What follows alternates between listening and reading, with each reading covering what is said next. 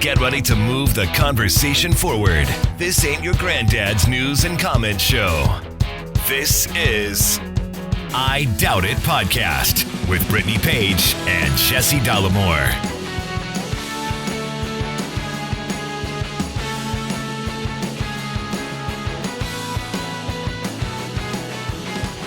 Welcome to the show, everybody. Episode 854 of I Doubt It Podcast. I am your host, Jesse Dollemore, joined today by the lovely, the talented, and indeed the scholarly Brittany Page.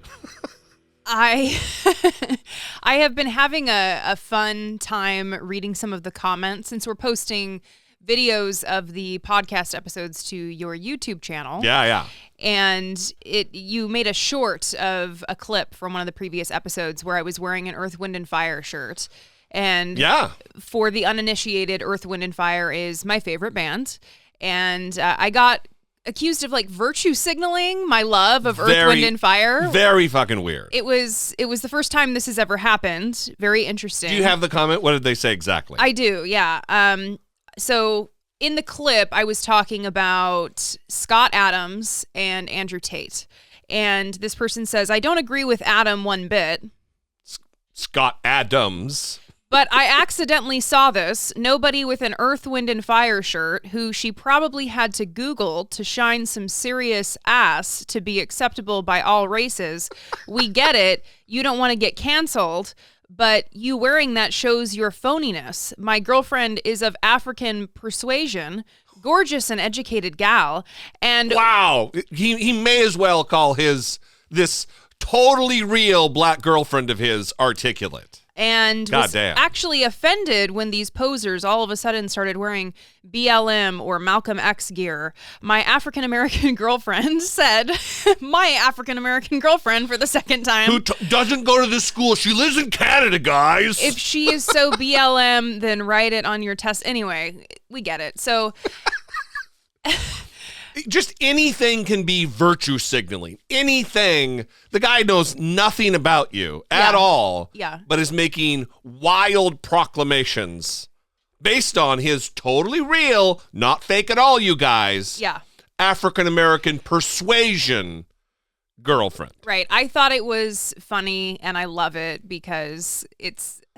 Me loving Earth, Wind, and Fire has gained me absolutely zero popularity. No one gives a shit about it. I try to talk to people about Earth, Wind, and Fire. I'm like, but have you heard Devotion Live? It's transformative. Well, you really need to listen to it. There is that TikTok account that walks up to younger people with AC/DC shirts on and shit like that, or whatever, Black Sabbath t-shirts, whatever are the cool, ironic t-shirts that kids wear. Yeah. And the guy's like, what's your favorite Black Sabbath song? Yeah. And then they don't have any fucking idea because they're not wearing it because they're a fan. Yeah. Which, who cares? Yeah. For one thing. Absolutely. But that guy tried to do that via YouTube comment to you. Yeah. If they walked up to you, I mean, you just mentioned your favorite song, which is a deep cut. It's not like September because you have a specific version of Devotion, that song that you love. Yeah, I mean, I wouldn't call it a deep cut, but I would say it would depend on the day. If you're going to ask me my favorite Earth, Wind, and Fire song, it certainly depends on the day. I was just listening to On Your Face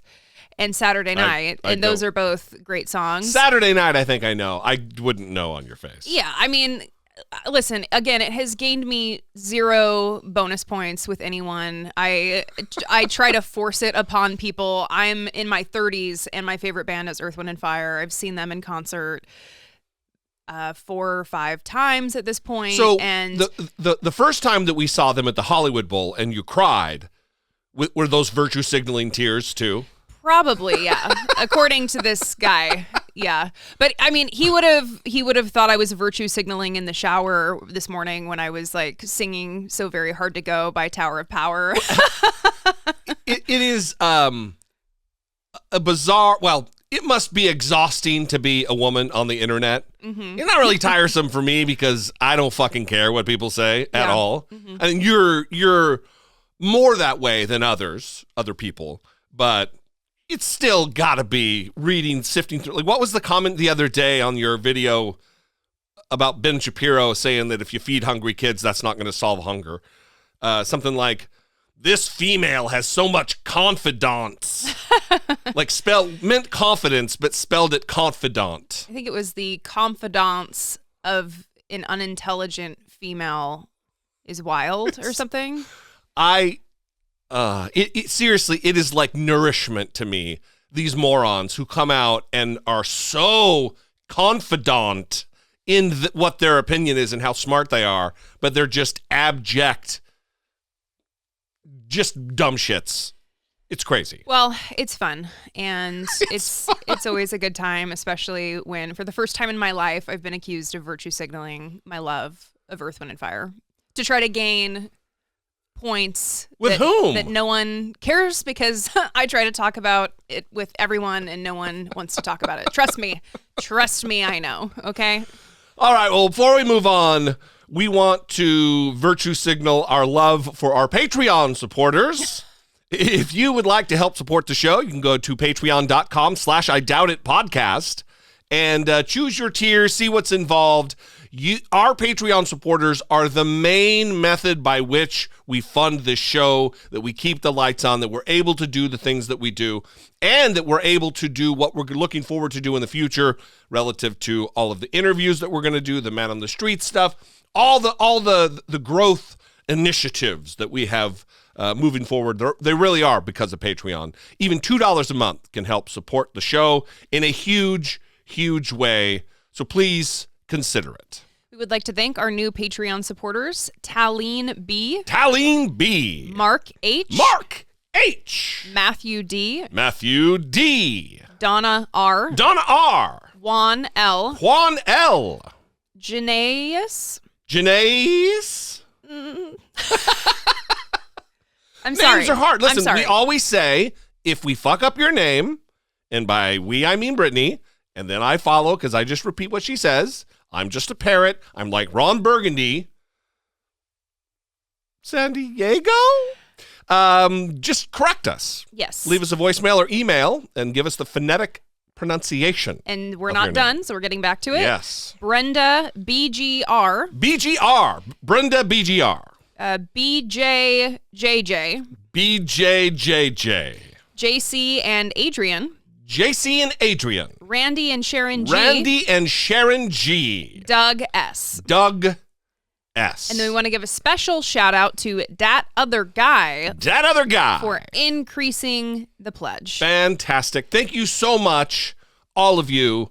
It is important, and we appreciate you very much. So we're gonna go on a little wild ride here on the show today. We are gonna get to the Trump stuff. That's huge news, but we're gonna go in a funny direction here at first, and then we're gonna take a step back and go in like a kind of a sad direction, and then we're gonna need to pull ourselves out of that and go back to a little light topic. You're really painting a picture here. Well, I'm letting everyone know how things are gonna go, okay? Because this first voicemail is going to be strange, and it's going to take us on a journey.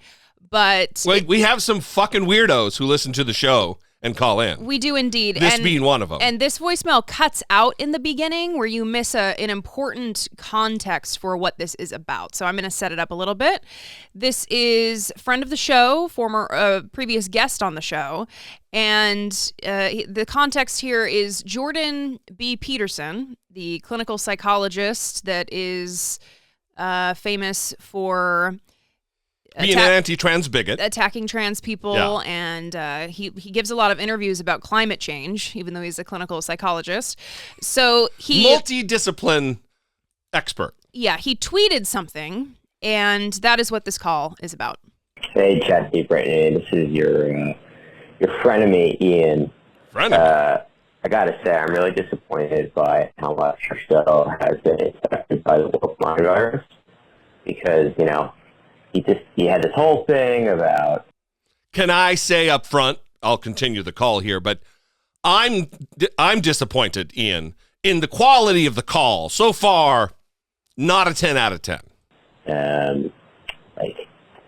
I don't know, the Barron Williamson and scammers and all these things, and you just ignored the most important piece of news out there, I'm very upset by it. And I'm, of course, talking about Dr. Jordan Peterson alerting all of us to the Chinese dick-sucking factory that is it's a Marxist plot. And if we're not careful, that dick-sucking factory is going to be coming to every house and street in America. And look, I need a job. I'm a well-known libertarian, and I am for work and putting in an honest day. And if that's the only job in my town, I will clock in and clock out of the dick-sucking factory every day to make sure that I am not taking government handouts and participating in some sort of plot.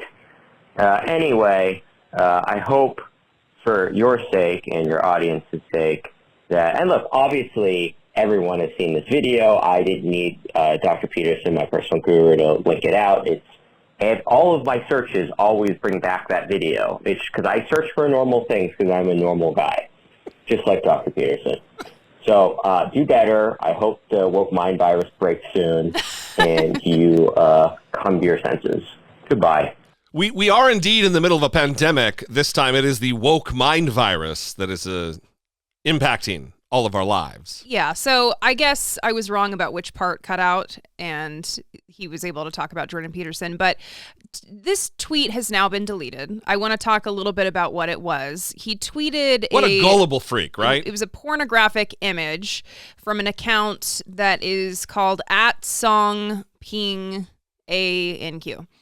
And they regularly tweet content that is critical of the Chinese Communist Party. And in the tweet, they were alleging that China is running a sperm collection bank where basically men are laying next to each other and they're connected to some sort of masturbatory apparatus. I mean, it really looks like a cow milking apparatus, but instead of going up and under, it's a man laying on a gurney. We'll just paint a picture with words here, since most of the time this is an audio format. And they appear to have an erect penis, and the milking device is connected onto their erect penis, and it looks dystopian. There's like a weird bluish filter over it, like they're in some kind of a Matrix-like warehouse just extracting sperm on an industrial level. And Jordan Peterson got duped. This is like a porn thing. Yeah, it's a fetish content. And I mean, I don't know why we're going to such great lengths to explain what it is, because Dick Sucking Factory really paints the picture, and that's right. What it looked like. So, well, he tweeted something. He has a suit that is really just a bananas suit that's like light tan, and there's like, or it's light blue, and there's like tan lapels. It's very weird. But on it, or on his tie or something, there's little Elon Musk heads everywhere. Of course. And Cody Johnston from Some More News, great YouTube channel, you should check it out if you're not already watching. He asked if that was the uniform at the Dick Sucking Factory. Yeah. And I didn't get it, because I'm not perpetually online like Team Ian is. And like me, apparently. I didn't get it, yeah. And now it really has put everything into focus that these conservatives just, sometimes I think that they want to, they lean into being duped, quote unquote, because it just keeps them in the conversation. Well, Dick Sucking Factory started trending on Twitter after this happened, so you may be onto something there. But there were several funny tweets that came out of this. The account Eve6, the band, they are very funny on Twitter, and they tweeted, "We fell in love in a hopeless place," parenthetically, the Chinese Dick Sucking Factory. Listen, I don't...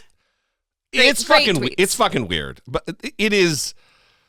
Why put yourself in a position to have to delete the tweet about something that is so far-fetched that all it takes is like a little suspicion and a cursory YouTube or Google search to realize, oh yeah, that's not a real thing. Yeah. Good Jordan times. B. Peterson, doctor, as Ian was pointedly wants to let the audience know. Doctor Jordan Peterson. Of course, Ian was misrepresenting himself and his values in that call.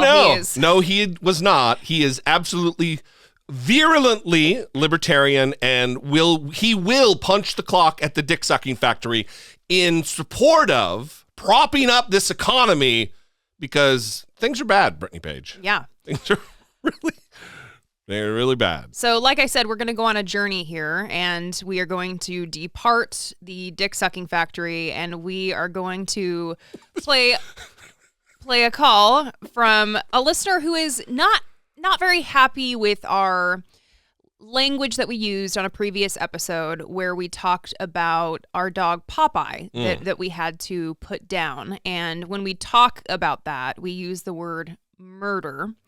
And this caller, this longtime listener, longtime supporter of the show that we love, is not happy with that. We're really getting ourselves in trouble with longtime early adopters of the show lately. We are. Hey, Jesse and Brittany. It's Laura from Buffalo. I am a little behind on episodes, but I wanted to call and, well, there's two things I wanted to talk about. I know you guys remember I'm a LVT and have been for 10 years. And I take my veterinary career very seriously. And I just wanted to ask a favor.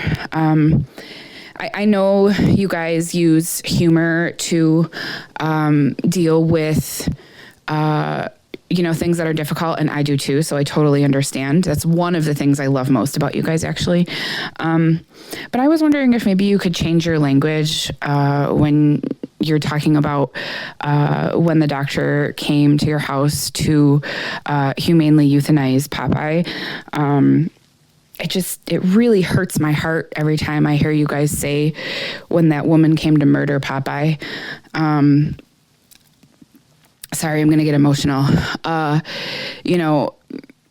Euthanasia is one of the hardest parts of our job. But it's also one of the most precious because it's a gift that we are able to give to these animals that have dedicated their lives to us and been our companions and our partners. And I know that it's not coming from a place of malice. I know it's coming from a place where, you guys are making yourself laugh and dealing with something that was very, very difficult. But I just thought I would mention that it hurts my feelings a little bit. Because I don't know. I think it's also because there's people that I have heard many times use that in a derogatory manner towards veterinary workers. They just want me to murder my dog. They just want me to kill my dog, and when we're trying to advocate for our patients. So it's just not a nice way to say things. The other thing, and I'm going to switch gears here for a second. I'm in the middle of listening to Transtravaganza, if that's what if I'm saying it correctly. And I just wanted to share a story about when I was a kid. I was 13 and I was in a public bathroom with my mother showering after we were at the beach, and we were staying with my grandparents on their boat on like an island. I live in the Great Lakes region, so there's lots of that happening around here. And there was a man who my mother had went back to the boat to get something for me that I forgot. And a man came into the bathroom and tried to kidnap me out of the shower. I was able to stay away from his grasp and he didn't come any further, but he reached inside with his hands and tried to grab me. My mother was able to identify him and he was caught. He came out of the bathroom with his pants down and she saw him running. She thought that he had raped me in the bathroom. That was a cis white man that tried to kidnap me in the bathroom. It was not a trans person. So I had to cut that off because it was longer, but Laura reinforced that, or reiterated that she hopes that we take this message in the way that she's intending to give it to us, which is in kindness and appreciating what we do. First, thank you for sharing the story about that terrifying encounter that you had as a kid. That certainly backs up previous points that we have been talking about in the course of the previous episodes. In response to us using the term murder, I certainly hear Laura on this. And a few months ago, I actually read an article that was published in Slate by a veterinarian who was writing about the high suicide rates among veterinarians.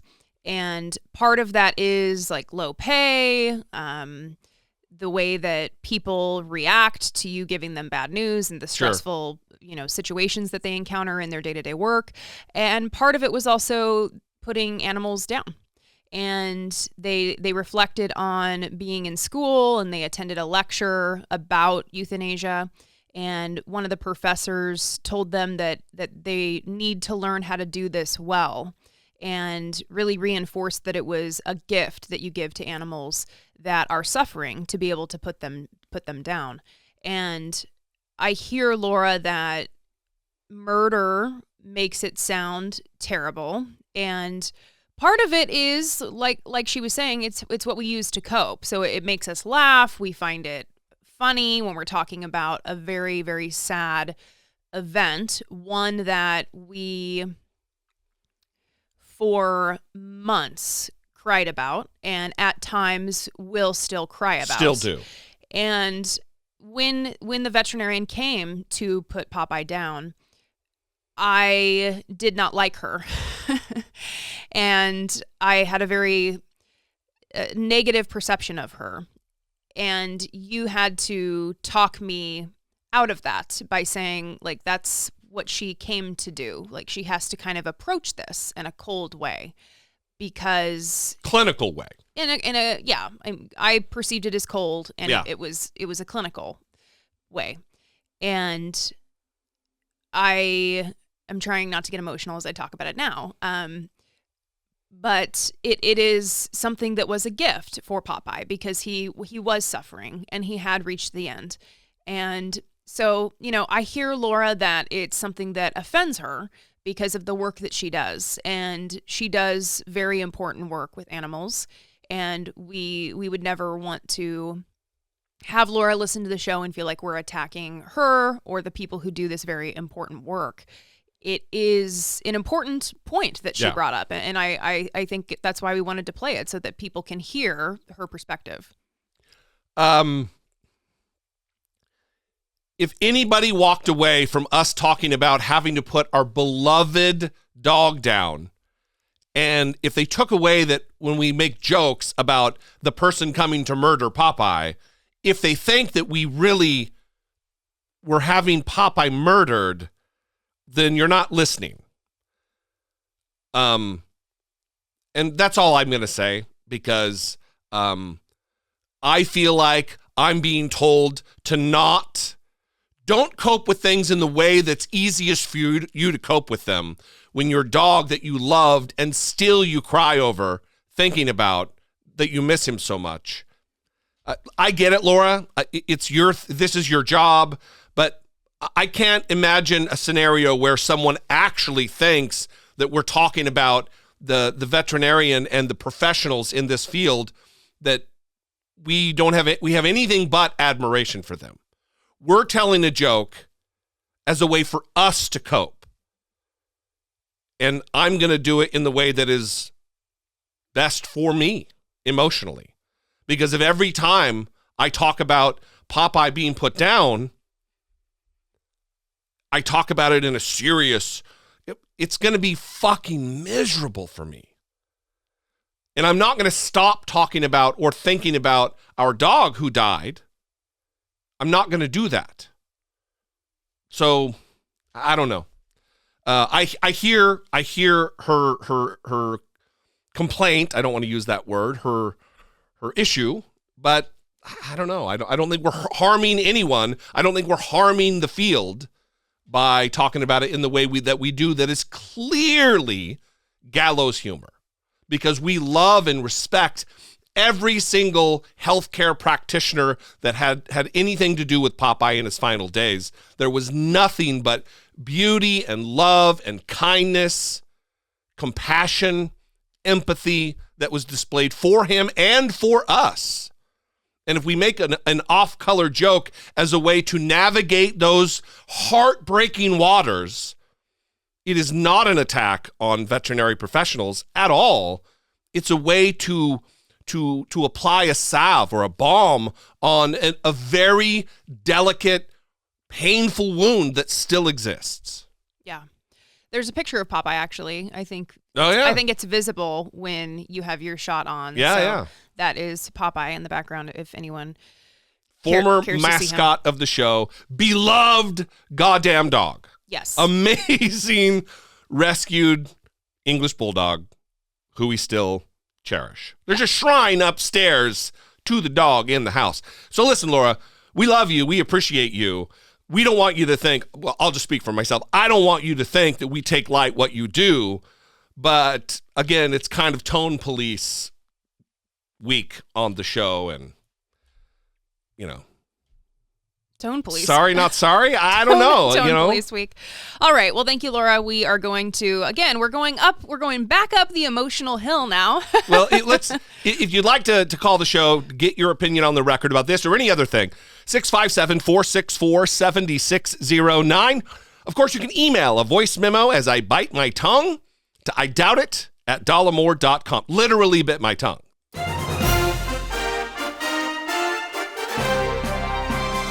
Dollemocracy. Facing down pessimistic politics with realistic optimism.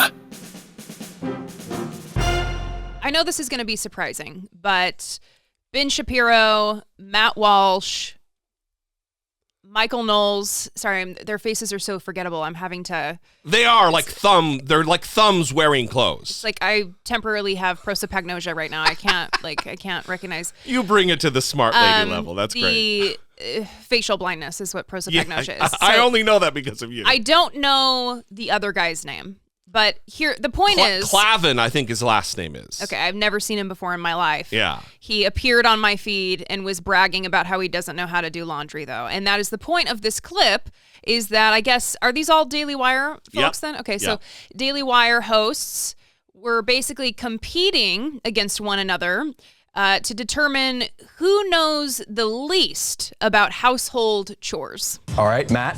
It's kind of a trick question because I hate them both equally. But I guess I would say I would rather do the dishes, but I'd prefer if she just did both of the things. Michael, to you. Dishes, it's no question. I'm not sure in our entire marriage if I've ever done a full load of laundry, so I think I have that one. I like it. All right, Drew?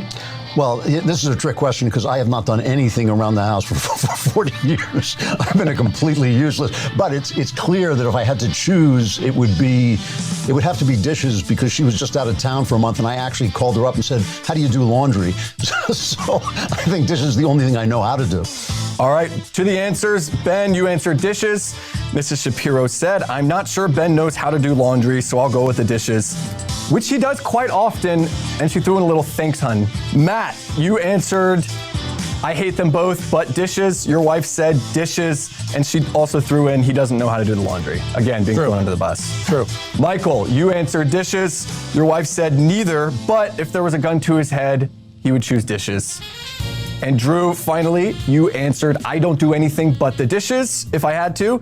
And your wife put, again in all caps here, very forceful answer, since he doesn't know how to do laundry, as we learned when I was out of town for several weeks. I'm guessing it's the dishes. I mean, how old are these people? I don't understand how you don't know how to do laundry. I have been doing laundry since I was... for sure in elementary school is when I started doing laundry. It's like a misogyny dick off. Like, who can be the most, it's 1950s in my house. My wife has a martini ready for me when I get home from work. Yeah. It's a competition to see who's the most feckless asshole. Yeah, and I mean, this is directly connected to all of their political views. I mean, when they talk about how, like, women should not have the right to an abortion, they want to revoke abortion rights, this is directly related to why they want that, because they need someone at home doing their laundry because they don't know how to push start on a washer. Where's the Tide Pod go? I mean, it is... Again, this is kind of the thing that they do where they do something they know is going to be dickish and misogynistic in order that people know that they're virtue signaling just how misogynistic they are. Yeah. This could have been asshole of today. Well, don't worry. Are we getting there? It's bad. It's bad when that was not bad enough to make it into today's asshole today. Yeah. Gross. So I tried to warn everyone about the raccoons, and I've been on a mission for years to warn people about the raccoons. And no one will listen to me. Every time I try to warn people, I say, listen, they're out for blood. They're after us. Listen. They are dangerous. People will say, no, Brittany, they're cute. They're adorable. You can have them as a pet. This story is two of the things that you've been warning the world about for years coming together. It's a convergence of what was formerly understood as Brittany's paranoia. One is about germs. When we've had people write reviews, she thinks she's going to get sick just standing in line at Starbucks. And then there's a global pandemic where people literally get sick standing in line next to one another in Starbucks. And now these two things are converging because it's pandemic related, it's germ related, and raccoon adjacent. Well, raccoon dogs, yeah. I had no idea that was even a thing. Yeah, there's some new research that has come out that is linking the pandemic's origins to raccoon dogs at the Wuhan market. Scientists say the natural transmission theory has been strengthened by new genetic evidence from the market in Wuhan, China, where there was a big COVID outbreak in December 2019. Samples known to have the virus have also been found to have genetic material from animals, much of it from the common raccoon dog, a small animal related to foxes. Catherine Wu first reported this in The Atlantic, where she's a staff writer. She also has a PhD in microbiology. Catherine, what is it that these scientists found that points them in the direction of a wild animal being the source? Right. So this is another clue really strengthening the case for a natural origin for this virus, which is the case for so many other viruses. Being able to take a swab at that market and extracting genetic material from both the virus and an animal known to be susceptible to the virus, as is the case for the raccoon dog, is a pretty good indication that an infection of that animal, potentially of these raccoon dogs, may have happened at the market at the time the pandemic began. That's not exactly a smoking gun. The strongest evidence for a true natural origin would really be being able to find evidence of a live infected animal. So for instance, having a swab that has virus in it that was taken from an animal's mouth or nose, for instance, or maybe being able to find, for instance, an infected raccoon dog in the wild now. That's not quite the case here, but it's pretty darn close. Knowing that there were already viral samples at the market and knowing that raccoon dogs can catch and pass on this virus, this sort of helps bring that story together. Now we know the virus and the raccoon dog were in so close proximity that we could get these swabs with genetic material from both. That's pretty much like finding the fingerprints of a crime suspect at the scene of the crime. Why is this coming out now? This is 3 years after the pandemic started.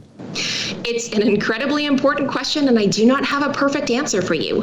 The reason that we are getting this analysis now is that the researchers who did the new analysis were sort of piggybacking off of samples that were collected by Chinese researchers very early on in the pandemic, in January and maybe a little bit later of 2020.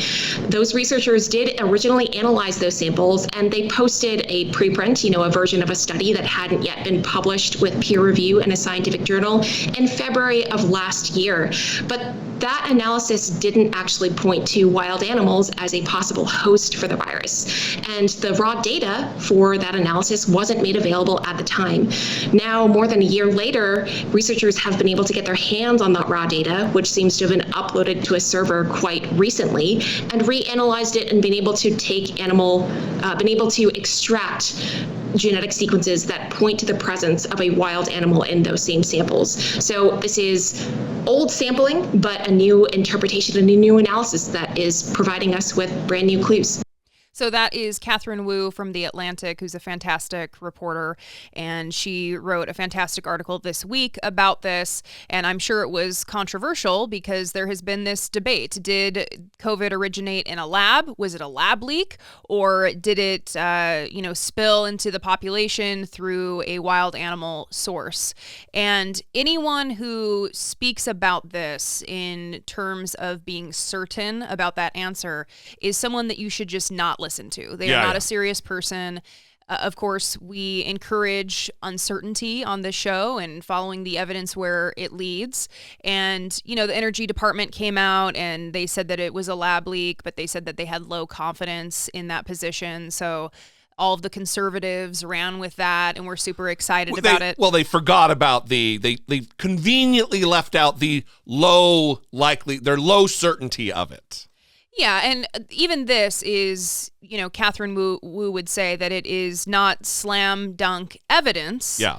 But it's another tick in the box on the side of this was not a lab leak. That it came from the wet market in Wuhan, where they're selling exotic animals to eat, and they're stacked one on top of another, and then there's blood that gets. It's just an intermingling of biological material. Yeah, and I mean, the reality is a lot of this is certainly above my pay grade. So I have to go to people who are experts in this area and listen to them. And Catherine Wu is someone that I trust to give this information. So why is it important that we know where the virus came from so that we can prevent this from happening again? Absolutely. And that's why we continue to talk about it. That's why they continue to investigate it, continue to research it. But back on to the funny side of it is the convergence of your mild germophobia, your functional, able to live while still being worried about germs and all that, and also raccoons. And if you don't know, because you just started listening to the show, Brittany really does not like raccoons. No. She would say almost attacked by one. Yeah, I was attacked. And I would say one was in her general vicinity and was fucking scared and tried to get away and ran past her crazily. By charging me. Yeah, I was so scared that it charged at me. Yeah. It was terrified. You're Brittany not a fan of the raccoons. Well, I'm just not a fan of gaslighting is really where I come down on this. And having my experience explained to me is not something I appreciate. Yeah. What the raccoon look like? Can you give me a nightmare? It looked like a nightmare. Yeah. Fantastic. A demon. Well, the other fantastic news that we're going to be covering today, as promised, is the impending indictment, and I'm going to say arrest, because when you get booked, that's an arrest. The impending indictment and booking of Donald J. Trump, likely on Tuesday. Ooh, let me guess which investigation it's from. Okay. Is it from the Georgia election interference? No. Oh, okay. Is it from the DOJ investigation into January 6th? Of course it's not that quickly. Okay, wait. Is it the classified documents, mishandling the classified documents, obstruction of justice? No. Okay, well then it must be the hush money payment investigation in New York. The raw dogging of the porn star by Donald Trump and then paying her to remain silent about it just prior to the election. Yes. So this is an interesting place to be in this country where we have still the leader of the Republican Party, the presidential candidate who is leading the polls. Especially if you listen to him about it. Yeah, and he called himself today on Truth Social the far and away leader of the Republican nomination to get to be the candidate. And we have to wade through, like, which investigation? I know. Which investigation is this? There's so many. Yeah. So Fox News came out last night, and John Roberts was reporting about it. The likely indictment. We talked about this last week. It's likely because under New York state law, if you're the subject of an investigation, you have to be invited to at least testify. An invite has to be offered. Come and testify before the grand jury that's been investigating you. And they offered that invite, which means it's likely wrapped up and they're likely going to indict. Now we're learning through Donald Trump's insane all caps posting on Truth Social that is the case, that he does look like he's going to get indicted. And the Secret Service is actually in talks with local law enforcement of how they're going to accomplish getting Donald Trump to the court to surrender for his booking. We are learning that the Manhattan DA's office has asked for a meeting with law enforcement ahead of a potential Trump indictment. This is coming to Fox News from a source in the courts. The meeting, which was requested yesterday and has not been set yet, is to discuss logistics for sometime next week, which would mean that they are anticipating an indictment next week. The same source who's familiar with the planning said they will go over security preparations in and around the courthouse in Lower Manhattan. Secret Service will take the lead in what they will allow or will not allow. The source cautioned, mentioning, for instance, that the decision to handcuff the president, a former president, or not, they will set the tone and will escort him into the courtroom. There will be coordination between all of us, the source said, but we will defer to the Secret Service. The battle will be between Secret Service and DA Alvin Bragg. They will decide how and when he'll get into the building, and they are not going to leave him. The source believes that the former president will still have to be fingerprinted and processed like every other defendant. So this is a huge development if Alvin Bragg has decided to go ahead with a felony indictment of the former president. This was a charge that the federal officials refused to prosecute on or even really pursue. This was a misdemeanor in New York that Alvin Bragg has decided to elevate to a felony, while at the same time downgrading other felonies to misdemeanors. So we'll be watching this to see how it all unfolds, to get more information as it comes in. I think someone should check on John Roberts. He didn't seem real happy to be the messenger, upset. Right? He seems upset. He seems pretty unhappy. It's like, oh, come on, can't we get somebody from the B team in here to do this? I don't want to be the one to break the bad news to the audience. Yeah, well, you noted that Trump on Truth Social is posting about this. He wrote, saying about himself, that the leading Republican candidate and former president of the United States will be arrested on Tuesday of next week. Yeah. Protest, take our nation back. Yeah, he's really inciting more outrage, and at this point, he's just using the word protest. I think this would be my opinion here, I think he's being counseled by people. You got to tone it. You got to reel it in here, guy. You can't be, it will be wild and doing all the things that incited the insurrection against the country in January of 2021. They know what's at stake here, and they know who will be blamed without question when there's violence, even from that particular post, those two posts on Truth Social. Well, Maggie Haberman has some thoughts on an insider knowledge about how the Trump team is preparing to respond to the indictments. So it's interesting. Well, what Michael Cohen was saying actually speaks to the heart of what I think you're going to hear Trump and his allies, or at least maybe not Trump specifically, but his allies and some of his closest folks say, which is that they've been saying it's a quote unquote weak case. They don't actually know what the evidence is. What it is a smaller ball case compared to the other investigations that Trump is facing. Michael Cohen's point is equal justice under the law, and I think you're going to hear that as pushback. What the Trump folks are preparing to do, it's not really clear how prepared they are legally for this case, and we don't yet know what the charges will be if they come. But what they are preparing for politically is an all-out war against the Manhattan District Attorney Alvin Bragg. They're going to try to make it as if he is part of a broader, political conspiracy within the Democratic Party aligned with Joe Biden, and that this is all about the 2024 election. Now, it's not clear what, if any, data points they will look to or point to to try to prove this conspiracy. But I think that saying this over and over again to his supporters may have an effect. And I think that they are planning on getting very aggressive, which, Wolf, as you know, is the speed Donald Trump has in almost any situation. So she's saying there that him saying it over and over is going to have an impact. That's only with the base. Clear-minded, reality existing individuals aren't going to be thinking that this is a witch hunt. This is one case of many investigations that are coming to fruition just now after all of this time.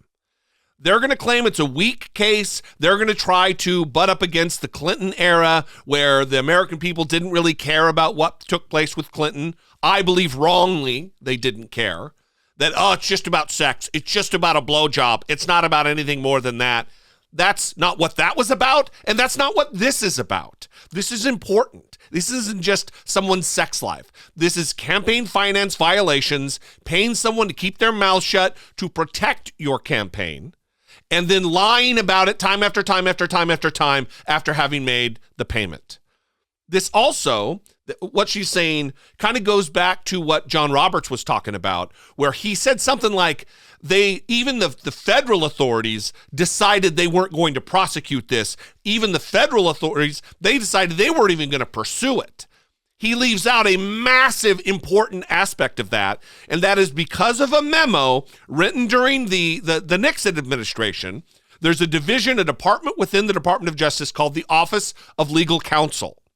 And they wrote a memo saying you can't indict a sitting president. It's not law. It's not statutory. It's just a legal opinion by the Office of Legal Counsel. That's why they decided. That's why Donald Trump's Justice Department, his Republican Justice Department, led by Jeff Sessions and led by a poor man's, what's his name? Goodman. I don't know. You know, the guy on Roseanne. John Goodman, a poor man's John Goodman, Bill Barr. Oh. They decided not to. They used that. You think they were going to prosecute Donald Trump or investigate this? No. So that's the reason that the feds decided not to do anything. One is because it was Donald Trump's own Justice Department, and two, because of that Office of Legal Counsel memo. Well, you can tell Donald Trump is not worried because he's posting in all caps on Truth Social endlessly. Bananas, that post. And you can also tell he's not worried because Trump's attorney is responding to this by saying that it's only going to make Trump stronger. I think it will ultimately embolden his supporters and give him more strength because it will be proven to be wrongly accused. So, Come on. That Joe Tacopino, he's a gift. Mwah, thank you. Well, and we keep hearing this point of how is Trump going to respond? How is the base going to respond? There's going to be backlash. There's going to be riots. There's going to be protests. Okay. And so what are we supposed to do? I mean, right. They're basically making the argument that you can reach a position in society where you become too powerful to arrest. Yeah. Where you can do whatever you want. You have free reign to commit as many crimes as you want. You are too powerful to bring under control. And I mean, is that what they're saying about Donald Trump? That you get to be a fascist demagogue, and once you reach that point, yeah, you are free from any possible consequences. I mean, the Trump team and Republicans want to put the country in a hostage situation where we have to negotiate. We can't prosecute his clear crimes because his supporters are going to freak out and there's going to be violence, possibly another attempt to overthrow the United States government. That's not how it fucking works. Mm-hmm. You committed the crimes. You're the law and order guy. Only you can fix it. Take your lumps, motherfucker. Do the time for your crimes. So we went through all those different investigations that are happening right now, and we didn't even. It's not even a fulsome list. There's other investigations within those particular investigations. It's a panoply of wrongdoing on the part of Donald Trump. Yeah, and that is continuing in Georgia because they actually are now, the grand jury is probing a second call that Donald Trump made in Georgia. Well, good morning. First, there was the phone call between former President Donald Trump and Georgia Secretary of State Brad Raffensperger. In that recorded phone call, Trump, in essence, asked Georgia's Secretary of State to overturn Georgia's 2020 vote. I just want to find 11,000 780 votes. Members of Fulton County Special Grand Jury heard that phone call, and now NBC News has confirmed that the grand jury listened to another call, this one between Donald Trump and former Georgia House Speaker David Ralston. The foreperson of the grand jury tells NBC that in that call, Trump pressured the speaker to call a special session of the Georgia legislature where lawmakers would consider overturning President Joe Biden's victory in Georgia. The phone call, according to what the jury foreperson tells NBC, lasted about 10 minutes. It included Trump asking Ralston who would stop a special session of the legislature. According to the foreperson, Ralston responded, quote, a federal judge. That's who. Ralston passed away last year after an extended illness. South Carolina Senator Lindsey Graham testified before the special grand jury about a phone call he had with Brad Raffensperger, where he asked about the possibility of disqualifying certain absentee ballots during the 2020 vote. The grand jury wrapped up its work earlier this year. Now we're waiting on word about any indictments. Back to you. All right, we'll see what happens next, Jerry. Thank you. I wish that jury foreperson would just go the fuck away. She is causing more problems, I believe, than that she has any idea of. The allure of 15 minutes of fame is a hell of a drug, because she's now giving details of secret grand jury proceedings, which just wait. We're going to find out through the course of the investigation. I mean, we know now, according to her, that Donald Trump tried to, in another way, not just through a fake slate of electors, not just through trying to get those 11,780 votes from Brad Raffensperger, but now he's trying to get a special session to slow the pace of the certification and maybe reverse it altogether in Georgia. We don't need to know that. Listen, when I served on that federal grand jury, one of the many cases that we ruled on was indicting Michael Avenatti. I know all kinds of stuff, testimony, witnesses that in details. I've seen bank records, all of the things, but I'm not going to talk in detail about it because it would, one, compromise the integrity of the investigation, and also possibly, I mean, I don't know, I'm no lawyer, but it seems like it might give the Trump legal team a little wiggle room to act like, oh, see, then they're spilling all the beans and all the leaks. You just shut the fuck up and let the process work. So a brief reminder, we are going to be having our bonus episode for Patreons only, where we go through the grand jury testimony about the Michael Avenatti case. So make sure that you sign up. Patreon.com/idoubtitpodcast. Is it not? We're not. It's not. We are not doing that. Okay. But I tried. It is, again, one more aspect of Donald Trump illegally pressuring individuals to commit election fraud, to try to overturn the free and fair election results in 2020 because he wanted to stay in power. And one of the elements, by the way, one of the elements that he did want to stay in power for was because he's not going to get indicted while he's president. Mm-hmm. He still thinks that running for president is going to extricate him from that difficulty, and that is just not the case. That's why this Alvin Bragg case is so important. That is why this Fani Willis case is so important, and that is why slowly we're getting to some Justice Department action relative to the federal case against Donald Trump. Excuse me, the federal cases against Donald Trump. Yeah. Goddamn. Can we move on? Sure. I would love to move on. We can talk about Minnesota and free school lunch, because this has also been upsetting Ben Shapiro. It's been upsetting. It has. Yes. Ben Shapiro. That's a hilarious joke. Everyone, little Jeb Bush moment. Please clap. Please clap. Oh, boy. So this past week on Friday, Governor Tim Walz in Minnesota signed into law a bill that is going to provide free lunch and breakfast for all Minnesota students. And it is fantastic. We absolutely support this endeavor. It is going to be so beneficial in so many ways. I know you're probably asking yourself, like, who would be against this? Why would anyone really be against this? Well, let's introduce you to the Minnesota Republican State Senator Steve Drazkowski. Is that right? Yeah. And I mean, I guess I'm looking at the name. I don't know who this guy is, but his reasoning here is very much based on his personal experience. Mr. President, I have yet to meet a person in Minnesota that is hungry. Yet today. I have yet to meet a person in Minnesota that says they don't have access to enough food to eat. Now, I should say that hunger is a relative term, Mr. President. You know, I had a cereal bar for breakfast. I guess I'm hungry now. That to some might be maybe that's the definition of the bill. I don't know. I didn't see a definition of hunger in the bill, Mr. President. But I think most reasonable people suggest hunger means you don't have enough to eat in order to provide for metabolism and growth. So I can't imagine standing up and opposing a bill that would provide free breakfast and lunch for students and talking about how you've never met someone who is hungry and that's why you're not going to support the bill.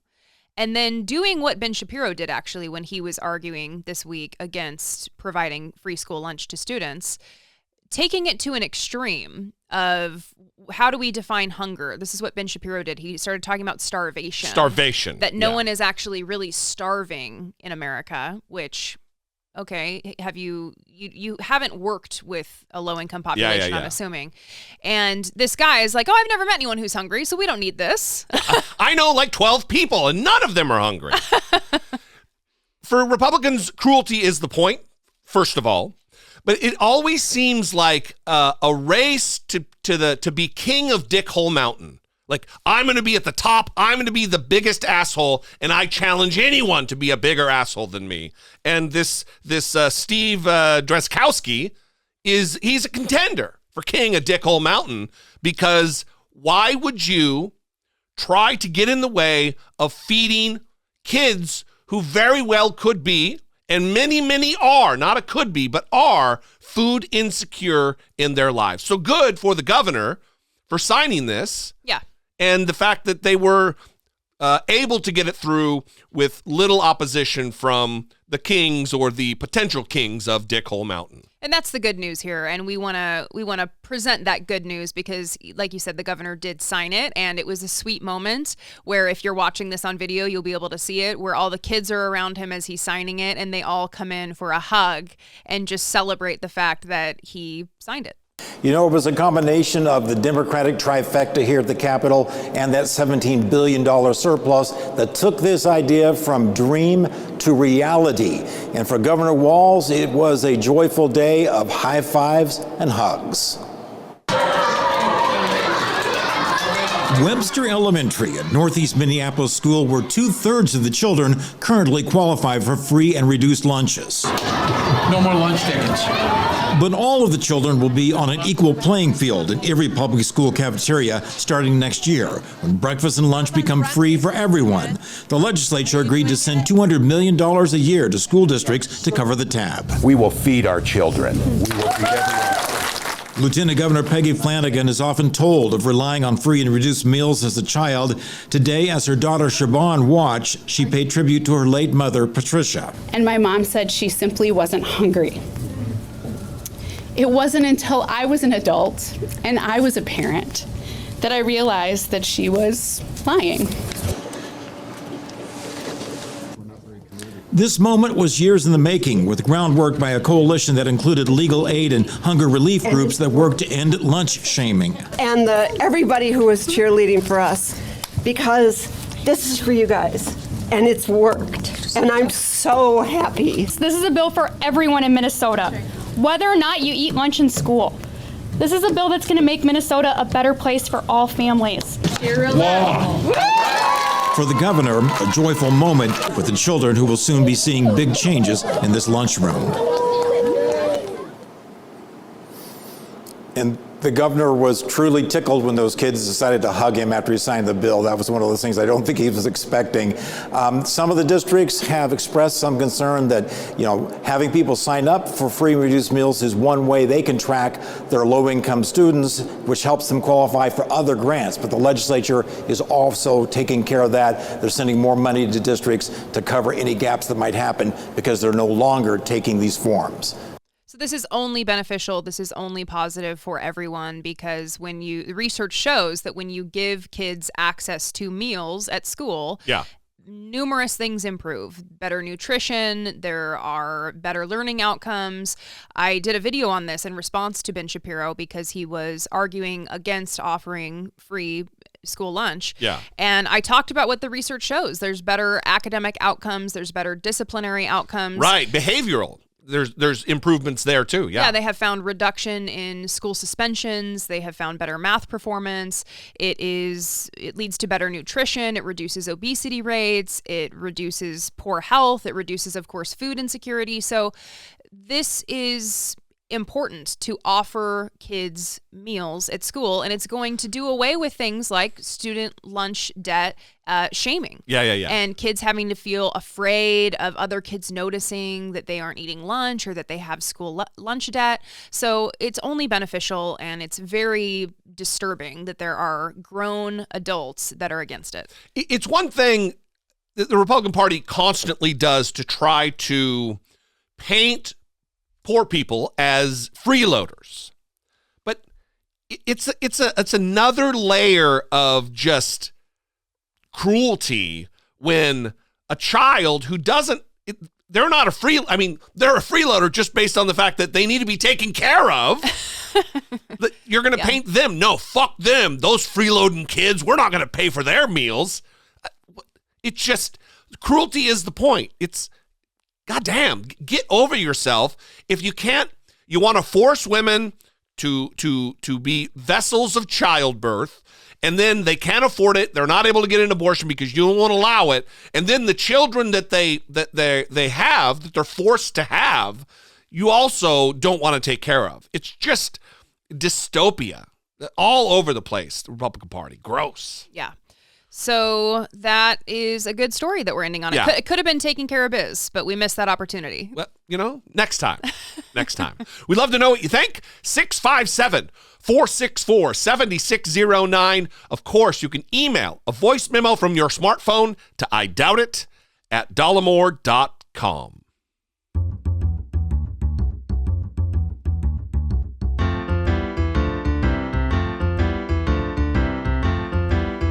It's the asshole of today. Dennis Prager. Again. At least the second time, because he was recently in the asshole of today segment. I don't know how many times in total, but at least two. This is at least his second appearance. And boy, is this a doozy. We were listening to this. Yeah. And the tweet that it was in talked about sexual harassment, that Dennis Prager is talking about sexual harassment in this clip. And I mean, he's a contender to be king of Dickhole Mountain, for sure. Just wait for it, because your jaw is going to drop. So this is a subject of massive interest, how women react to sexual harassment.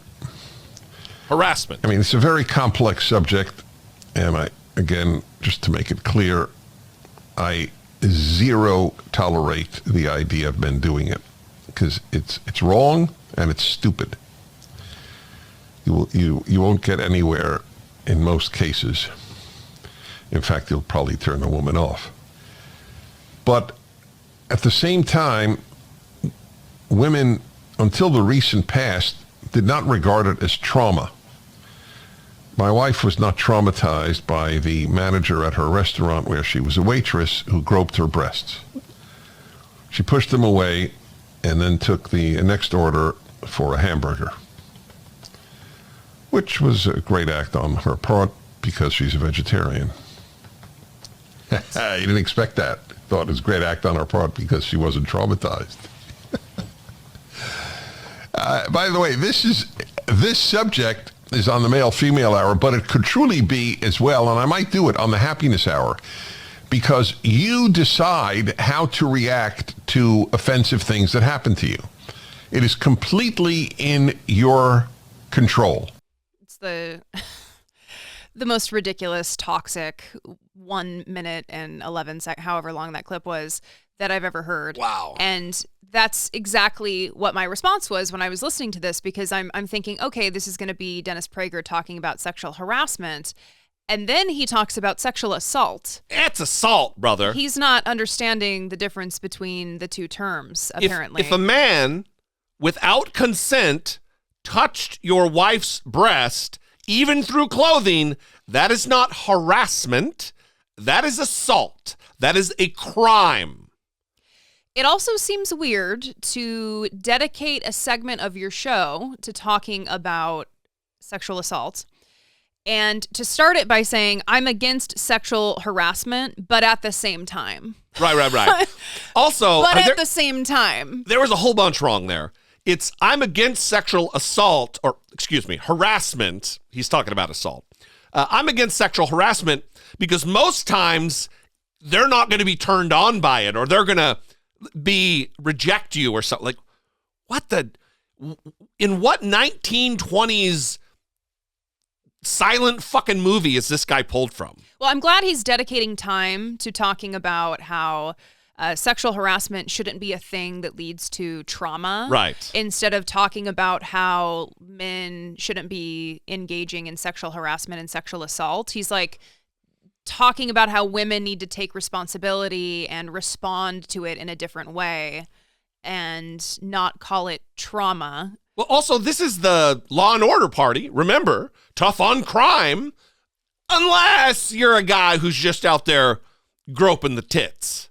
Assaulting women willy-nilly, then that's fine. That's just the normal course of order of relations between men and women, men who are bosses and women who are subordinate and employees.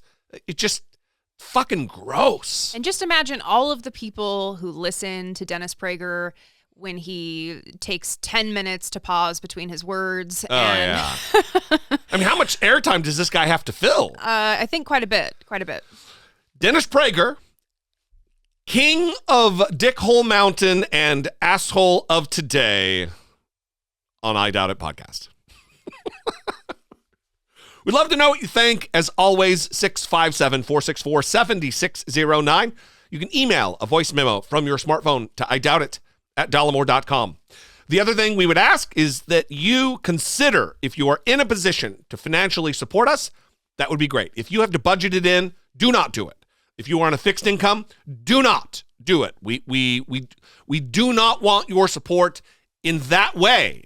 There are other ways you can support the show. You can tell a friend, you can listen, you can watch our YouTube videos. All of that also goes a long way. But if you are in a financial position to help us out, to give us $2 a month or so, go to patreon.com/IDoubtItPodcast, and you can help support the show monetarily. That would be fantastic.